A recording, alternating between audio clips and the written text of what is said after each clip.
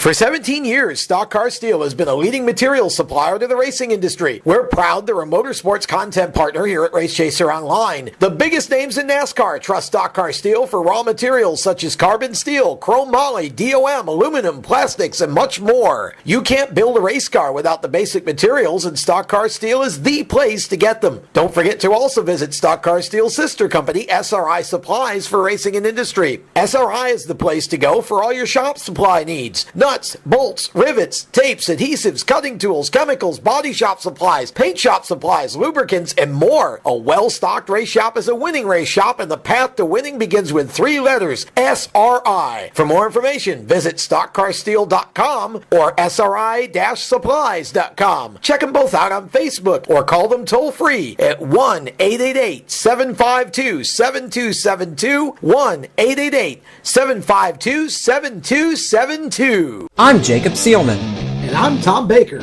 You're listening to Speed 77 Radio, powered by Race Chaser Online.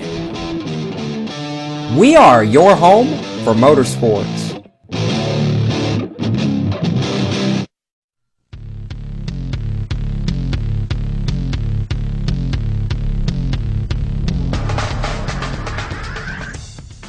Welcome, everyone, to tonight's Stock Car Steel SRI Motorsports Report here on Speed 77 Radio and Race Chaser Online. I am Tom Baker. I am your host for this next half hour of motorsports conversation where we focus on pavement late models and modifieds.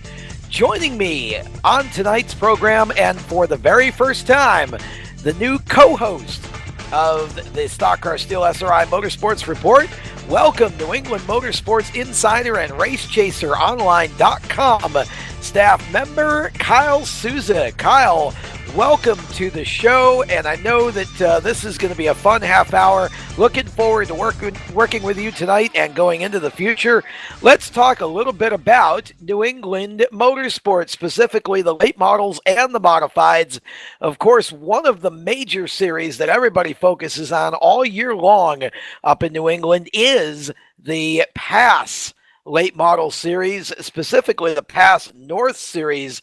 Let's just do a little bit of quick review here. That was another competitive season for the Pass North Series. Talk a little bit about that. Review that just a little bit for us. Well, Tom, glad to be on with you here on Thursday night. It's interesting to see what's been going on up here in the North, not only for the Pass Super late models, but as you mentioned, the modified group and some of the other late model groups up here in New England. The Pass North had another great season. A lot of good car counts this season for the Pass North. They finished off their season at the Beach Ridge Motor Speedway with DJ Shaw taking the win. It was kind of interesting to see Shaw this past season. He and Joey Doran ran in the front in a lot of races. It was Mike Rowe finishing third at the finale up at Beach Ridge. But there were a lot of cars this season that competed not only for the championship, but for feature wins. Travis Benjamin, Cassius Clark, also strong. Johnny Clark, a former champion of the series, was very strong, as always, in car number 54. Brian Krusik ran a full season with the Pass Tour this season, along with Derek Ranstrom. Ranstrom competed with the Pass North Tour, and he also competed with various super tracks across New England. He competed at Seekonk Speedway for the annual DAV Fall Classic. He competed at Thompson Speedway various times during the season, and also competed around New Hampshire and Maine. It was great to see Ranstrom compete not only with the Pass Tour, but with everybody involved. The Pass Tour, one of the best super late model tours, not only up here in New England, but throughout the United States. They always put on a great show, and it's a lot of high-packed racing with a lot of action. It never stops all throughout the field. Every single car in the field can be competitive. No doubt. Now, you've got another late model series up there that right now is embroiled in just a little bit of controversy. Talk a little bit about that for us. Well, the Granite State Pro Stock Series was originally created by John Hoyt before he passed away suddenly a couple of years ago, and his friend Mike Parks.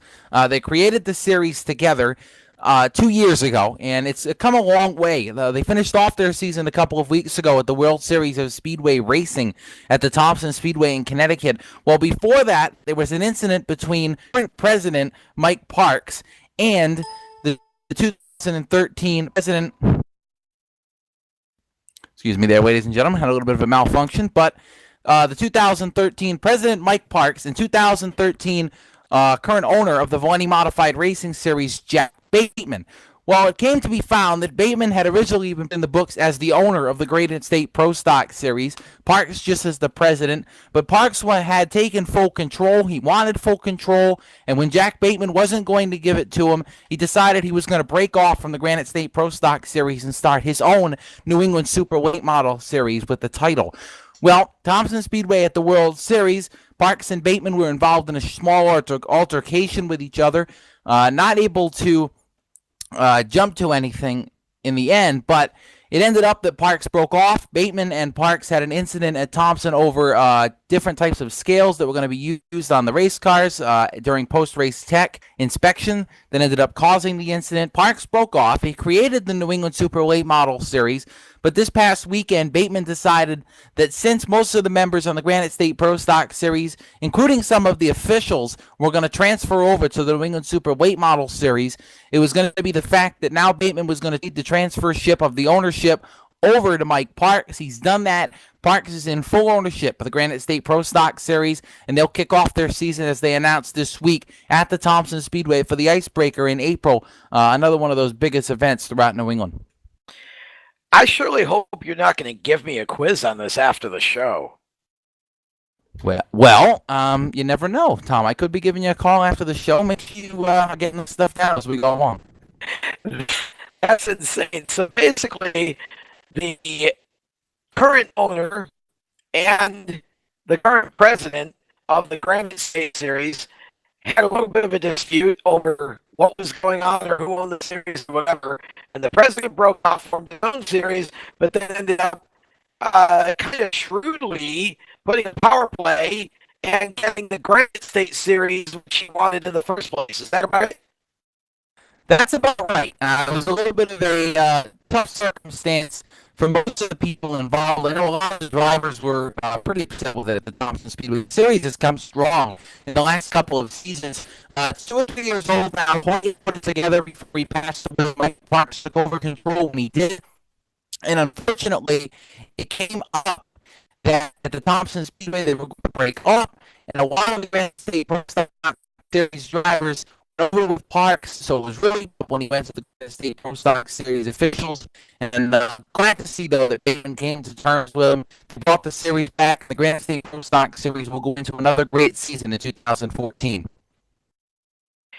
Well, fair enough then. Sounds like a money mess, but at least results in the Granite State Series once again being intact and set to racing for next year. So the net gain is we don't really lose anything. We just have a different ownership for the Granite State Series up there. Kind of a strange deal, it sounds like. Well, it seems like the Granite State Pro Stock Series is going to go off as planned for 2014. As I mentioned, they'll kick off their Granite State Pro Stock Series season at the Icebreaker at Thompson Speedway in 2014. So it's good to see that they were able to get things back together. Yeah, very interesting. Before we go to break, let's just talk a little bit about the modified tour, specifically the NASCAR Whelen Modified Tour. Ryan Preece ends up winning the championship. It's some fantastic racing all season long in that tour. Ryan Preece has been not only dominating New England, but he won various races this season at the Riverhead Speedway in Long Island, New York as well. He won races from the Stafford Springs, Connecticut Speedway to the Thompson Speedway this season and competed variously with SK Modified divisions, but the tour was his mainstay in 2013. And you know what? It was unbelievable the season he had, picking up various wins, staying consistent, and ending up dominating the end of the season. He picked up a couple of wins throughout the season, and he battled with Wayne Darling's Seacock Grand Prix Spafco number 52 of Doug Coby. Coby was the defending champion going back into the 2012 season, and unfortunately for Coby, he came up a little bit short, about 25 points back when the season wound down a couple of weeks ago. They finished off their season at the World Series of Speedway Racing. Preece crowned the champion. If you watched this past Sunday afternoon, that race was shown on the Fox Sports 1 network on tape delay. So that was great to see that the modifieds were able to get on national TV for a weekend event. It was this past Sunday noon. There's going to be on again. We'll see if we can let you know when that happens. But Priest had a dominant season, not only in the Tour, but throughout the SK divisions and late model divisions up here in New England. Yeah, that's don't we wish that all of the modified tour events could be on a major network like that, huh? That'd be great to see. Definitely. All right, we are going to take a break for the first caution flag here of this half hour of Motorsports Conversation here on Speed 77 Radio and Race Chaser Online. Tom Baker with you, along with my new co-host Kyle Souza. Kim Seelman is behind the glass, and we are just getting started. Segment number 2 coming up. We're going to have an interview with Mason Massey a little later on in the program. We're also going to talk some All-American 400 and course, the North-South shootout down here north happening this weekend as well. We're going to take a break. We'll come back in just a moment. You're listening to the Stock Car Steel SRI Motorsports Report on Speed 77 Radio and Race Chaser Online.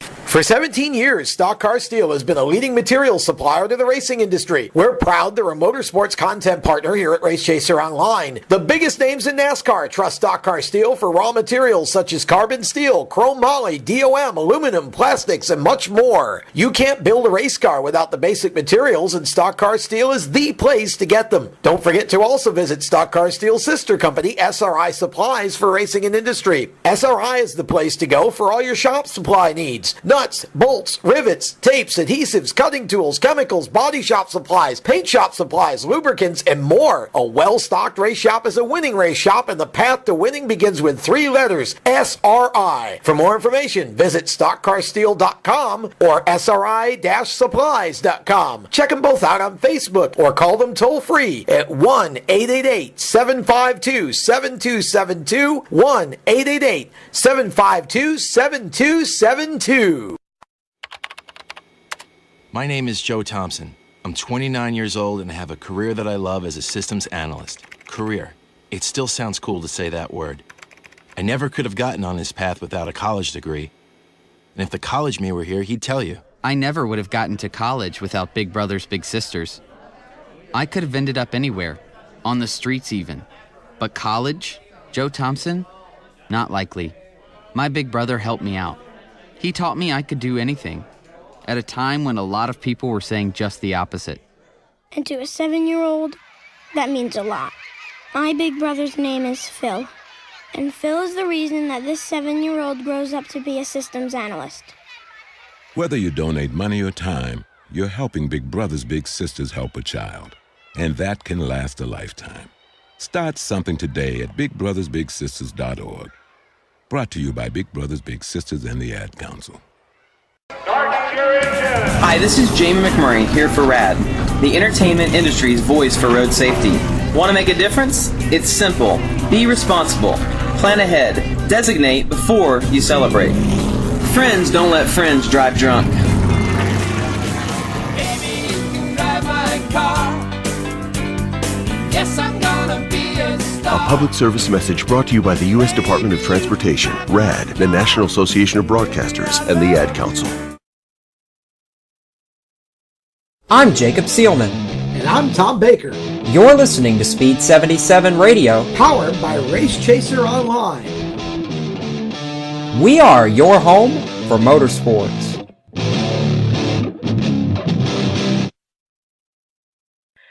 Welcome back to the Stock Car Steel SRI Motorsports Report.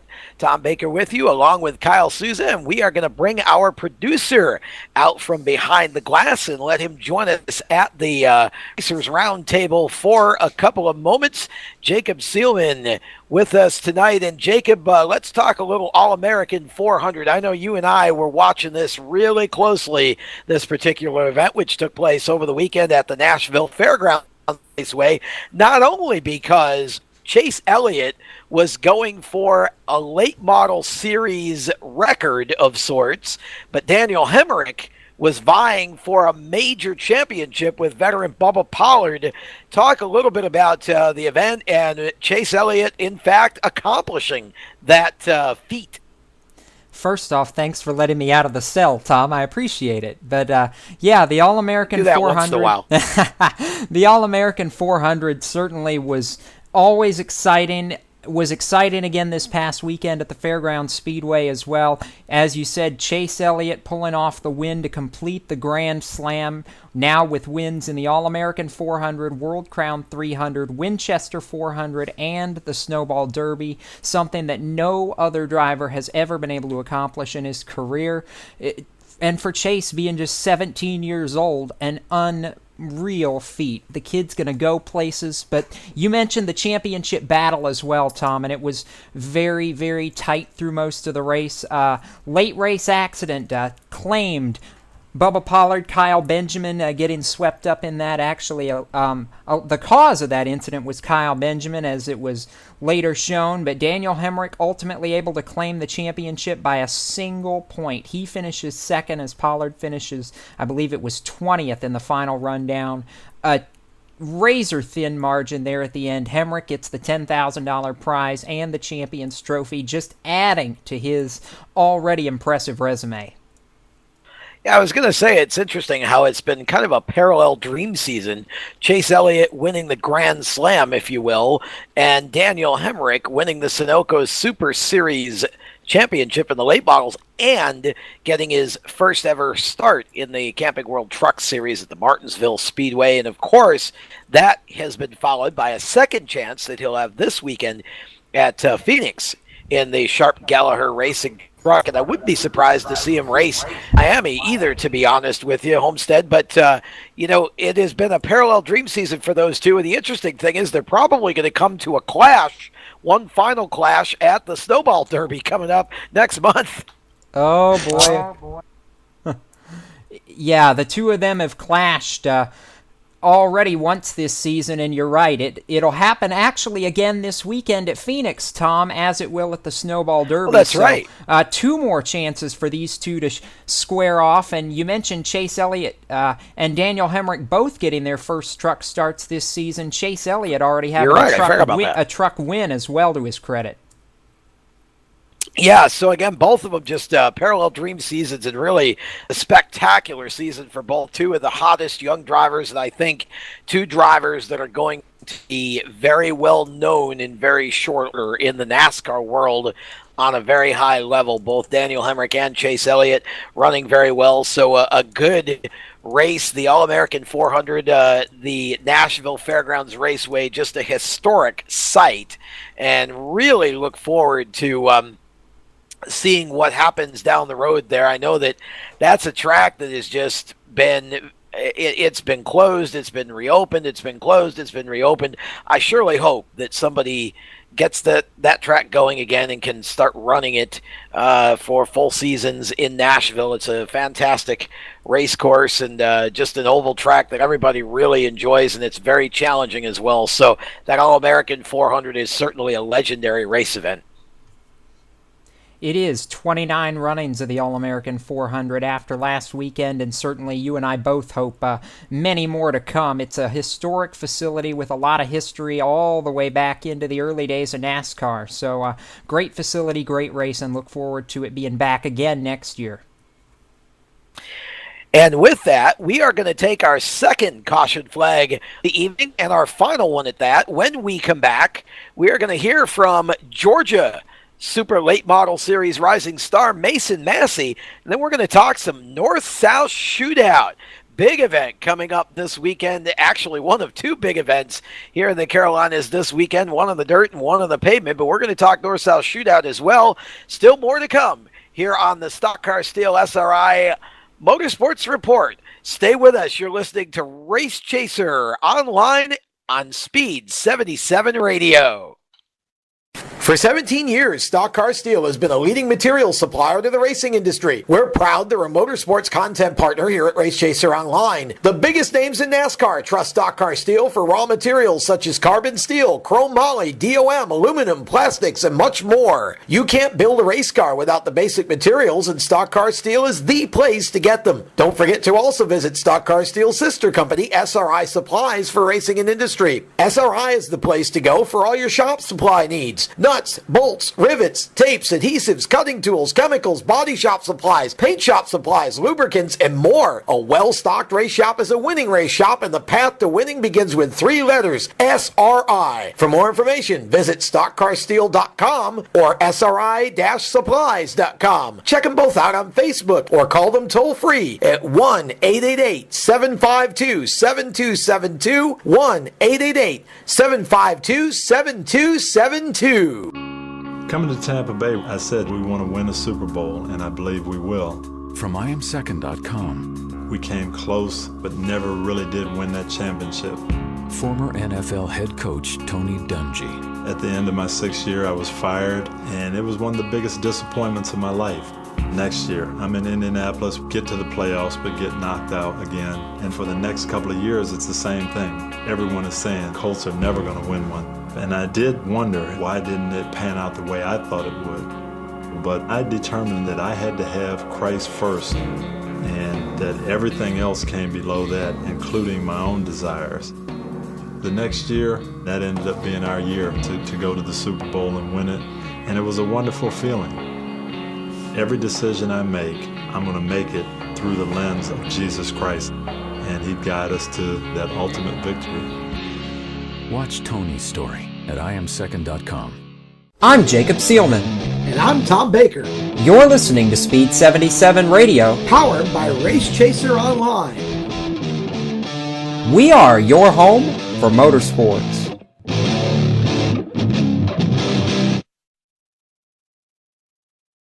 Welcome back to the Stock Car Steel SRI Motorsports Report here on Race Chaser Online and Speed 77 Radio. Tom Baker along with Kyle Souza. We've got just about 10 minutes left in tonight's half hour of Motorsports Madness, and we are going to transition into an interview that I was able to do earlier with Georgia super late model rising star Mason Massey, a 16-year-old with a very bright future who's been competing throughout the season at sporadic Sunoco Southern Super Series events and some other events as this year has gone along. We had a chance to catch up with Mason to talk about his season, talk about his community work that he does, some very special community work, and also the upcoming Snowball Derby. Here's what Mason had to say.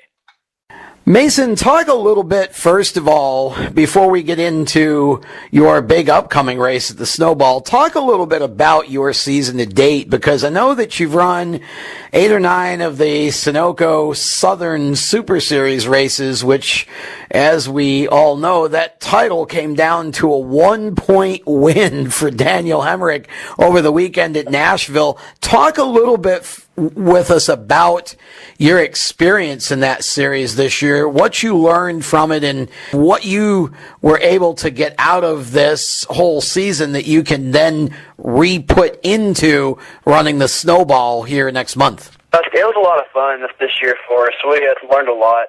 I know I did for sure. And we had some really good race cars and some decent runs out there. Our best finish this year was a 4th, I believe.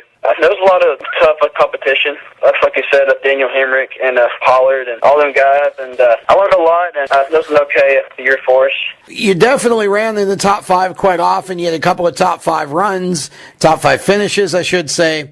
You really showed the potential to be a front runner in the series, and you mentioned all of the competitors that you're running against. I mean, Augie Grill, Bubba Pollard, those guys have been racing forever, and they've been racing late models forever, and that's, some of the best competition in the nation, really. But how do you think, this is a big race coming up, obviously, the Snowball Derby is one of the elite late model races in the entire country, and it's one of those races that if you can say you've won that, you really put yourself on a short list of drivers that have accomplished something pretty spectacular. How do you feel what you've learned this year is going to help you going into the Snowball? And what specifically do you feel like, having run at Five Flags a couple times, what's it going to take, do you think, to be successful for you at the Snowball Derby?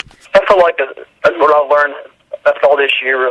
That's really helped me. And that racetrack, that's different than all the others. It's really bad on a tire wear, so you have to protect your tires all race long. And it's a long race, and it's hard race to make, actually. So our hopes is to just make it in the race and then be patient and be there at the end to hopefully have a good run in it. I know you've run a couple of times already. Of course, the last time you ran there was in the Pro Late model as opposed to the Super Late model, and that didn't end too well for you. I know you had a pretty hard crash. Have you been able to learn from the first couple times you were there, or what can you learn from the first couple times you were there that you can then take into this race in terms of setup? What do you feel like is going to be the secret for you that you have to do better than what you might have done the first couple times you were there this year? Well, earlier this year I was loose. By the time we raced there, I was loose off. So we're going to go test there, hopefully in a couple of weeks, and work on that. Hopefully make it way better. Race car back in to compete. Now you've got a couple of new players in your group going there this time too. I know you're going to be working with some different folks. You able to talk about that with us at all? Oh yeah, we're going to get Augie Grill to help us a little bit, and Doug Stevens is going to call the shots all weekend. I really like to work with him. He's a really good person to work with, and he knows a lot. So hopefully me and him can figure something out and have a good run. You worked with Doug in the Legends cars. I'm sure that's going to help you because you two already know how each other communicates. Yeah, for sure. We worked together for about 2 years in the Legend cars, so hopefully all that chemistry is still there. I know that you're excited about the prospects for 2014, that you have some things that you're working on. Is there anything you can tell us about your plans for next season, if anything at all? I'll probably race late models again next year. We're working on some K&N stuff at the moment, but as of right now, I'll be in late models again next year. You've done some appearance work, some community service, frankly, the last couple of weeks for some of your marketing partners and some area schools, things like that. Tell us what you've been involved with here over the last month or so. I know you do a lot of work for Special Olympics Georgia. You had a big event for them that you did, as well as an appearance at a local school. Okay, yeah, that's Grand Marshal at the fall event this year, and it's an honor to be there with all the athletes, and it was a lot of fun for me to do. And I talked to some third graders at the local elementary school here, and talked to them about racing and just all that stuff. So I've been pretty busy, but it's been a lot of fun for me, though. Yeah, that's always cool when you can go speak to the kids and get involved with them, and I'm sure that you were very well received. I know that the folks at Special Olympics Georgia really think highly of you and feel like you connect with the athletes really well, and that's got to be a exhilarating opportunity for you to go and make a difference for them. It is. I enjoy hanging out with all of them and helping them and supporting them, so it really is an honor. Well, Mason, we enjoyed having you on the Stock Car Steel Motorsports Report here tonight. Tell us about shout-outs, who you'd like to thank. I know you don't do this stuff alone, so this is an opportunity for you to pay homage to those who make it possible for you. Yeah, for sure. I just want to thank my family for always being behind me, and all the fans out there. If it weren't for all them, we wouldn't be able to do what we love. So. Congratulations on your success this season, Mason. I know you didn't run as many races as you might have liked to, but you got one more big one coming up with the Snowball Derby, so we wish you the best of luck in that, and hopefully you'll finish on a high note and be able to go into 2014 guns blazing. I sure hope so. We'll see what happens. That's Mason Massey, one of the upcoming stars racing right now in the Super Late Model Series at many of the biggest and most well-known tracks in the deep South, Florida, Alabama, down in that area, Georgia. And Mason's certainly a driver to watch as we go on into 2014. He will be competing at the Snowball Derby, as he mentioned, coming up in December. And that's just a huge race, one of those elite super late model races that everyone wants to win. And I'm sure that Mason is going to have a good shot with both Augie Grill and Doug Stevens helping out on that car. Turning our attention a little bit north of Florida, more specifically Asheboro, North Carolina, the Caraway Speedway where this coming weekend, Kyle, there's South Shootout going to be taking place. And of course, about, 5 or 6 divisions of cars competing over the weekend. We're going to focus on 2 of them, the Pass Series and also the Modifieds. First of all, let's start with the Pass Series, where, of course, predominantly this is going to be the Pass South guys, I think. But you know what? Ben Rowe always manages to make the trip down south for big shows from the north. And Ben Rowe has been racing since I think the Lord was in kindergarten, and he's still competitive. Ben Rowe's going to be down there. I confirmed that this afternoon with a couple of reports. Rowe's going to be down there for the North-South Shootout this weekend. This kicking off this afternoon for the North-South Shootout. That's coming up tomorrow and Saturday. Saturday afternoon, post time at 2 p.m., and they will kick off with that 150-lapper for the past super late models. Competitors such as Ross Kenseth and Ben Rowe will compete for a 150-lap. It's going to be a fast-paced race. It always is with the past tour at the North-South Shootout. They've had a couple incidents over the years with a lot of wreck during parts of the race, but I think this year is going to be one of those short, quick, and exciting races. We mentioned it with the past North Tour earlier. The past super late models are going to be competitive this weekend. They're always highly competitive, especially with the North and South combining this weekend for the North-South Shootout. Not as many North cars as there'll be South cars, but you'll have Rowe and you'll have a couple others down there to compete with the past tour at the North-South Shootout. Should be interesting. And we talk modifieds now, where, of course, Ryan Preece is always the topic, one of the main topics of conversation. And this weekend, he's going to be in that special race car, Bono's car, the 7NY. That should be a lot of fun. Yeah, Preece is going to be competitive this weekend. Ryan, we mentioned earlier, toured through New England this season. I expect Ryan to be right in the front. And actually, if I had to pick, I'd be put money on Ryan for this weekend's events in North Carolina. It's going to be interesting to see, though. Ryan's not one of the only competitors that can win.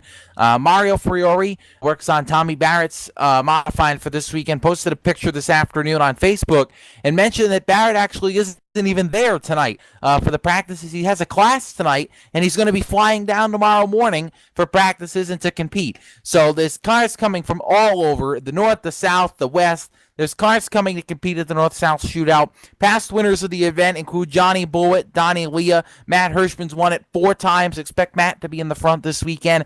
Burt Myers has won it twice. And last year, well, good old Ryan Preece took the W in the North-South Shootout 125 lap to a tight modified main event. I expect Preece and Hirschman to be in the front. Watch out for Tommy Barrett, and watch out for your old Southern champion, George Boonholzer III, to be competitive on Saturday afternoon. Yeah, I was going to say GB3 is pretty hyped up for this one, and he really likes Caraway Speedway. You could never count him out up there. Boonholzer had a great season with the Southern Tour, and he's had a couple of great seasons. He ran well at Bristol earlier this season. He's run well at Bristol in the past, and he's run well all throughout the Southern Tour. I expect him to be right up there in the front. There's a crowd of 5 or 6 cars that are probably going to be the dominant ones this weekend, but you never know. There could be that other one that jumps up into the fray and takes away the shootout crown. All right, well, such as it is, the half hour coming to a close here. That will bring out the checkered flag on tonight's Stock Car Steel SRI Motorsports Report. Next week, hoping to talk a little bit of Valenti Modified Racing Series with you, Kyle, and also looking to have Ryan Pinnock as one of our featured interviews on the program, another New England Wheeling Tour Series. Yeah, it should be a lot of fun having Rowan Pinnock on and trying to get that lined up so we can get that on next week's show. Our show, of course, is a Speed 77 Radio Race Chaser online production and can be heard in podcast form beginning 24 hours after the broadcast by visiting Race Chaser Online's YouTube channel. Special thanks to my new co-host, Kyle Souza, and, of course, our producer and co-host, Jacob Seelman of Speed 77 Radio, as well as to the folks at Stock Car Steel SRI Supplies for making this show possible. Join Jacob and me along with our cast of about 6 now Motorsports Insiders every Tuesday night at 7 o'clock right here on Speed 77 Radio's live stream, the Motorsports Madness Show. Kyle will be back as well. An hour of news and lively conversation from around the motorsports world, and we talk about everything that is motorsports as much as we can.